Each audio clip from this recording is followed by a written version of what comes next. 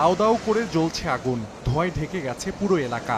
বুধবার গভীর রাতে আগুন লাগে রাজধানীর সেগুনবাগিচায় সচিবালয়ের ৭ নম্বর ভবনে।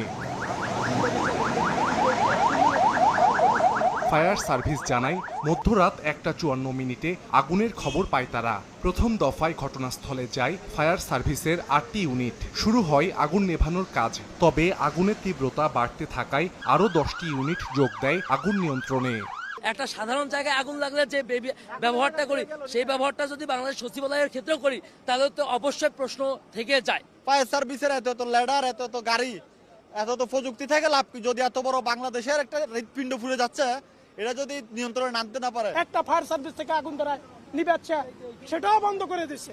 আগুন নিবানোর যে একটা তৎপরতা, যে একটা কার্যক্রম, এটা আমরা ফায়ার সার্ভিসের ভিতরে আমরা দেখতে পাই নাই। প্রশাসন তো অবশ্যই ব্যর্থ, ফায়ার সার্ভিসেও ব্যর্থ, এবং এই আজকে আগুন লাগানোর পিছনে রাষ্ট্রের যে ফুসফুস যাকে বলা হয়, যে সচিবালয় যেখান থেকে রাষ্ট্র পরিচালিত হয়, এই রাষ্ট্রের এই গুরুত্বপূর্ণ স্থাপনায় আগুন লাগার পিছনে অবশ্যই গভীর ষড়যন্ত্র কাজ করছে।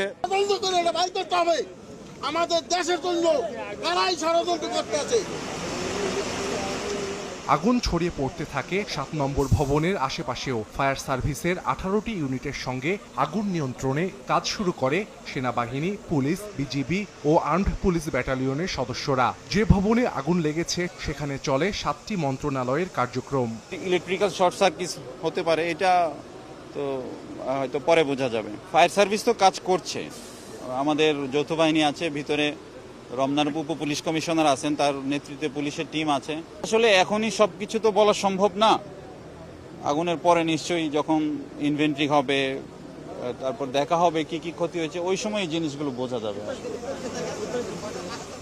এদিকে সচিবালয়ে আগুন নেভাতে গিয়ে কাভার্ড ভ্যান চাপায় আহত হন ফায়ার সার্ভিসের এক কর্মী। সচিবালয়ের দক্ষিণ দিকের ১ নম্বর ফটকের সামনের রাস্তায় কাভার্ড ভ্যানটি তাকে চাপা দেয়। তার অবস্থা আশঙ্কাজনক। পিছন দিক থেকে এমন ভাবে ইচ্ছাকৃত, একেবারে ভাই পুরা একেবারে ইচ্ছাকৃত ভাবে ওনাকে মেরে চলে গেছে ডিরেক্ট। সেখান থেকে আমরা তাকে আটক করছি, তার গাড়ির কাগজ আর তাকে সাথে করে নিয়ে আসছি। বলতেছে যে আপনারা টাকার একটা দেখাচ্ছে, ভাই আপনারা আমাদের মধ্যে সমাধান করেন, আমরা চলে যাই।